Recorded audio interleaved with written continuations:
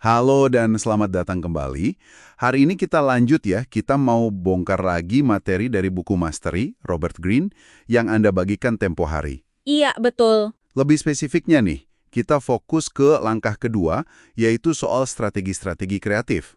Gimana caranya biar kita nggak cuma nyerap ilmu, tapi juga mulai mencipta sesuatu yang benar-benar baru, orisinal gitu. Tepat sekali.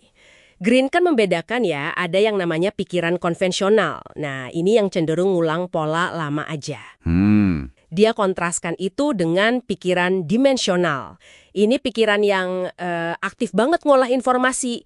Dia bisa lihat hubungan antar bidang yang nggak kepikiran orang lain, berpikirnya lateral, nggak lurus aja. Oke. Kuncinya, kata Green, itu menjaga semangat kayak anak kecil. Rasa ingin tahu, kagum, walau kita udah banyak tahu. Wah, jadi ingat kisah Mozart yang katanya kreativitasnya malah meledak justru pas dia agak memberontak gitu ya. Terus nyambung lagi sama semangat eksplorasi masa kecilnya. Persis.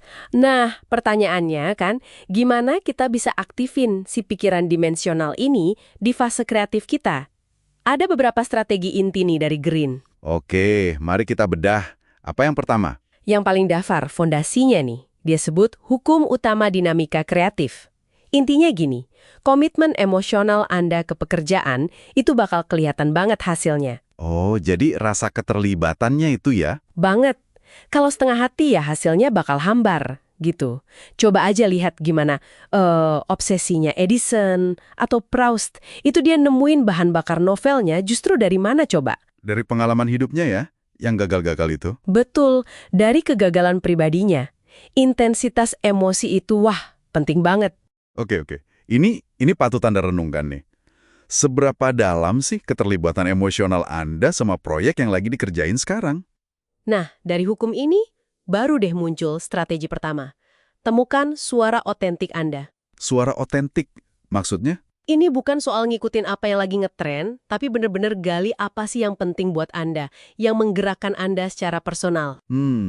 Kayak John Coltrane, dia kan nemu panggilannya banget setelah dengar Charlie Parker main. Itu kan personal bangetnya buat dia, sampai mendorong dia lebih dari sekedar niru. Iya ya, jadi ada pemicu personalnya gitu ya. Oke, terus strategi berikutnya apa? Strategi berikutnya, merangkul anomali. Ini menarik nih. Anomali, hal-hal aneh gitu. Ya, anomali itu kan hal ganjil, pengecualian dari aturan, sesuatu yang seringkali diabaikan orang. Green kasih contoh V.S. Ramachandran, ahli saraf itu. Oh, yang soal phantom limb itu ya? Nah, itu dia. Dia terobsesi sama fenomena phantom limb, sensasi di anggota tubuh yang udah nggak ada. Itu kan anomali ya? Iya sih, kedengarannya aneh. Tapi justru dari situ, yang dianggap aneh sama banyak orang, malah kebuka pemahaman baru soal plastisitas otak. Keren kan? Keren banget. Tapi, gimana ya caranya kita bedain anomali yang beneran berharga sama yang mungkin cuma, ya gangguan aja atau data error gitu di bidang kita? Kan nggak semua yang aneh itu berguna. Pertanyaan bagus itu. Green sih nyaranin gini, fokus ke anomali yang persisten. Yang muncul lagi, tapi teori yang ada nggak bisa jelasin. Oke. Jadi yang bandel gitu ya anomalianya? Iya, biasanya yang kayak gitu tuh, nyimpan petunjuk ke cara pandang baru. Paradigma baru. Tapi ya perlu intuisi juga yang keasah lewat pengalaman mendalam di bidang itu. Oke, masuk akal. Jadi coba deh, Anda perhatikan. Ada nggak kejanggalan yang terus muncul di area kerja Anda? Bisa jadi di situ ada peluang. Betul. Nah, strategi lain yang juga kuat banget. Mengubah perspektif. Kita kan sering kejebak cara mikir yang itu aja ya. Ya pola pikir lama. Contoh klasiknya Henry Ford. Pas dia mau bikin produksi massal mobil, dia nggak cuma mikir gimana caranya alat lebih cepat atau pekerja lebih gesit. Tapi dia mikir apa? Dia bayangin kebalikannya. Mobilnya yang gerak, pekerjanya yang diem. Dia ubah total cara mandang masalahnya. Wah, itu dia. Berpikir terbalik ya. Dan cara berpikir terbalik gini seringkali butuh apa yang Green sebut kembali ke bentuk kecerdasan primal. Kecerdasan primal, maksudnya gimana tuh? Maksudnya, berpikir melampaui kata-kata, pakai visualisasi, gambar, diagram, model. Kayak Einstein kan, dia bilang dia mikir pakai gambar di kepalanya soal relativitas.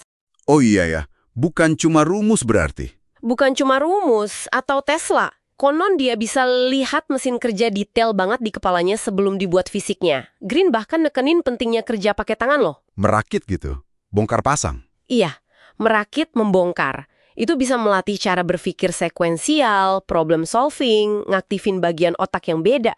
Bahkan buat bidang yang nggak teknis sekalipun. Menarik nih. Saya selalu suka ide kalau berpikir itu nggak melulu soal kata-kata atau angka. Nah, terakhir nih, katanya penting juga mengalirkan arus antara ide abstrak sama penerapan konkret. Betul banget. Jangan cuma ngawang-ngawang di ide aja, tapi juga jangan kejebak di detail lapangan doang. Mesti bolak-balik. Contohnya? Kayak Darwin. Dia kan bolak-balik tuh. Observasi spesimen detail banget, terus spekulasi liar soal teori evolusi. Terus balik lagi nyari bukti fisik di alam. Oke, jadi ada siklusnya ya? Ada siklusnya. Atau Buckminster-Fuller dengan desain-desain radikalnya. Dia bikin prototipe, uji di dunia nyata, sering gagal, perbaiki, uji lagi. Ada dialog terus-menerus antara pikiran sama realitas. Oke, jadi kalau kita rangkum nih, fase kreatif ala mastery ini butuh komitmen emosional yang dalam ya pertama-tama. Iya, itu fondasinya. Terus berani nyari suara otentik kita sendiri, jeli lihat anomali, fleksibel mengubah cara pandang, manfaatin kecerdasan visual atau intuitif, dan nah ini, disiplin buat nguji ide di dunia nyata. Lengkap. Dan intinya, ini bukan sekedar nambah ilmu, tapi mengubah cara kita berpikir dan mencipta. Benar banget. Dan perlu diingat juga nih, Green kan negesin ya, ini bukan soal bakat ajaib atau kejeniusan bawaan. Bukan, ini rangkaian strategi yang bisa kok Anda latih, Anda kembangkan. Jadi bisa dipelajari ya? Bisa banget. Memang sih butuh nyali buat keluar dari cara mikir yang nyangan, hadapi ketidakpastian, kadang perlu nantang aturan main, tapi ya potensinya luar biasa. Originalitas sejati itu hadiahnya.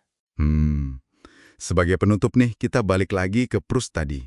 Justru pengalaman hidupnya yang penuh liku, kegagalan, patah hati, pengamatannya bertahun-tahun yang kayaknya nggak ada hasil, malah jadi lumpur subur buat mahakaryanya kan? Iya, jadi bahan utamanya. Nah, ini pertanyaan buat Anda renungkan di rumah. Bagaimana kalau tantangan terberat atau kemunduran terbesar yang lagi Anda hadapi sekarang ini, justru sebenarnya lagi nyimpen benih buat karya Anda yang paling otentik, paling bermakna nanti? Sesuatu untuk dipikirkan ya. Betul. Sesuatu untuk dipikirkan lebih lanjut. Oke, sampai jumpa di pembahasan mendalam kita berikutnya.